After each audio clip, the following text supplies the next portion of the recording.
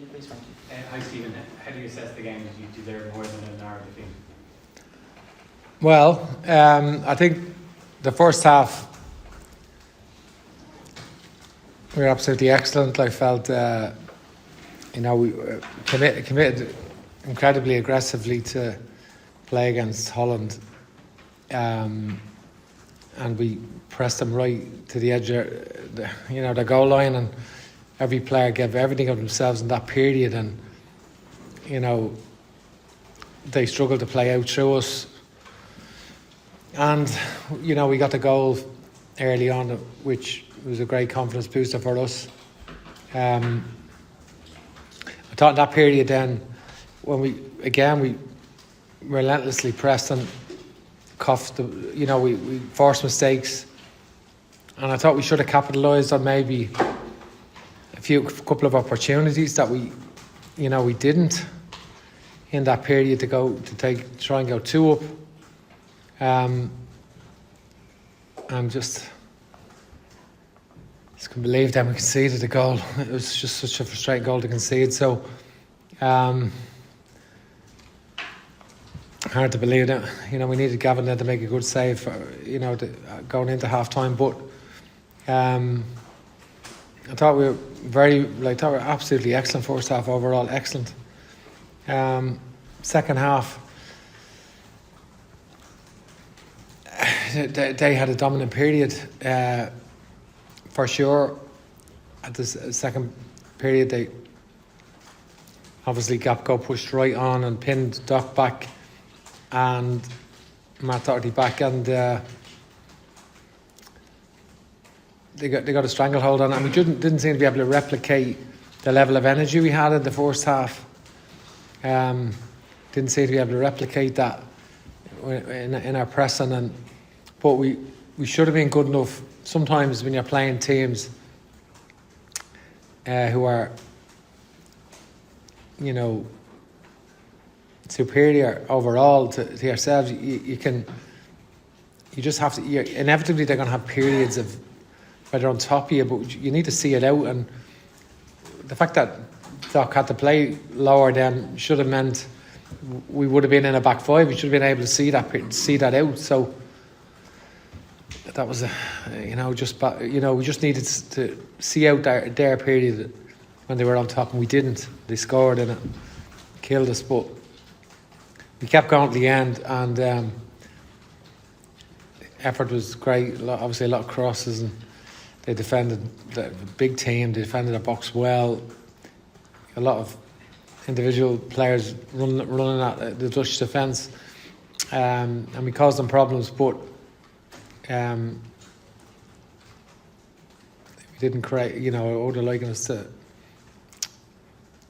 create more than we did in that end period.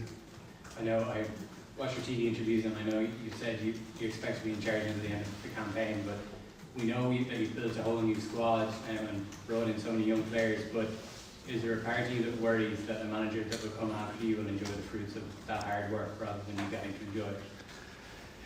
Listen, from my point of view, I'm not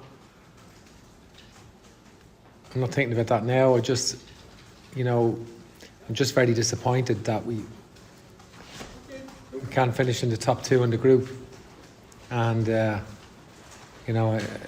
think I'm just very, very disappointed with that, and it's gut-wrenching that we can't. Had we won, it's difficult to beat. Obviously France, I think France is the best team in the world, up a level. Holland are probably not at the level of France, but they're still. Argentina beat them in the World Cup on penalties. They have a lot of world class players, but it's still one that when you take the lead like we did, that you are capable of winning it, but we didn't defend well enough overall to do that, and is that naivety, Stephen? And we didn't capitalise on. I can't really say it's naivety because we don't want to say that, but just Dumfries obviously causes problems for the 2 goals, and he punished us. Nathan Melton, please. Stephen, I know you say you're focusing on the resulting performance, but there was a sense coming into this that it was win or bust. What do you say to the people who would question whether you're the person to lead Ireland on from here? Win or bust in relation to the qualification? In relation to qualification, but I think also in relation to you staying on as manager, that there was a lot of pressure on this game and on this double header. Yeah, there is pressure on, pressure from ourselves, you know, because we were desperate to go into the October window, still very much in the hunt, and you know that we were desperate to do that. So a lot of pressure from within ourselves. So we're disappointed with that. You know, really disappointed with that. From my point of view, you know, we've Greece and Gibraltar to prepare for in October, which is only a few weeks away, and Holland. You know, so we have to finish the group strongly and see if we have a playoff in March. Then, you know, we're unsure about that. Are you surprised in any way that you find yourself 3 years in and you're putting Shane Duffy up front for the last 5 minutes? I didn't put him up front. You know, it was only the last couple of minutes he sort of just joined in a bit. You know, we didn't. It's not something that we. You know, it was only a last minute or two of injury time he did that. You know. It's not. It wasn't actually an instruction, but no. he went up, and you know, sometimes you know. Damien Spellman. Stephen, there were positives to take from tonight amongst the gloom, but one of them was Adam Ada, who was very pleased with what he did first half. Yeah, you know, still more to come from Adam, you feel. I think obviously he showed a lot of great promise in the game, and he worked hard and he caused people problems. His natural attributes, he's quick and leads the line, and so there's still more to add to his game. Obviously we're missing a lot of the players that we're building our attack around, like obviously Evan Ferguson, Michael Obafemi and Troy Parrott and Callum Robinson. Adam's taken that opportunity and tried, you know, give everything of himself. There's still a lot of improving in him, of course. It wasn't a perfect performance, but everyone gave everything of themselves, you know, and he did cause problems for the Dutch centre backs. Ed Leahy, please. Stephen, how you doing? The Dutch manager made changes at the break, which essentially was a compliment to your first half performance.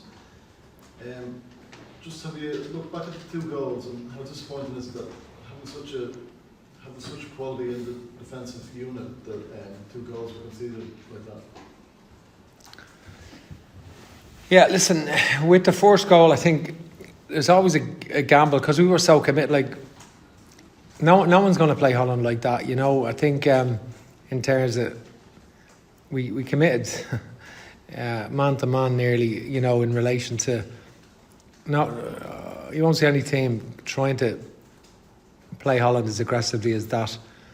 But so we knew there's out, and obviously we probably did expect Weghorst to play up front, but Mallon, who normally never plays up front, he's a right winger. He's a really quick right. He's lightning. So that left us a bit. That was a concern that, you know, he had that level of pace through the middle.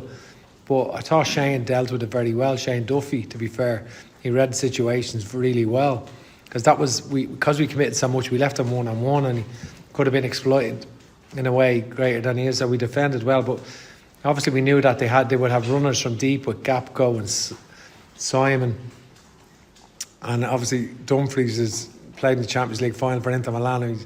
We knew he's a phenomenal athlete, but we know we could have dealt with that better than we did, and we had plenty of, you know, ample opportunity. So that's the disappointing part, you know.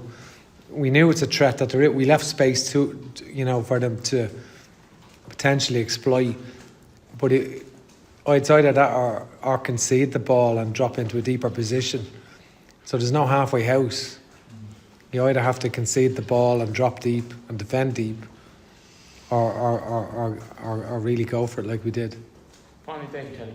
Stephen, I know you want to stay in charge for the rest of the campaign. If there is a playoff in March, do you hope and expect to be in charge of that as well? Yeah, I mean, I'm contracted till the end of the campaign. That's my contract. So, absolutely. But we don't know if it's a playoff, so we don't know if that is the case. You know, we're unsure whether that is the case. So, you know, I can't really make statements about the playoff because we don't know whether we're in that or not. Okay, we'll have to think sort of outside.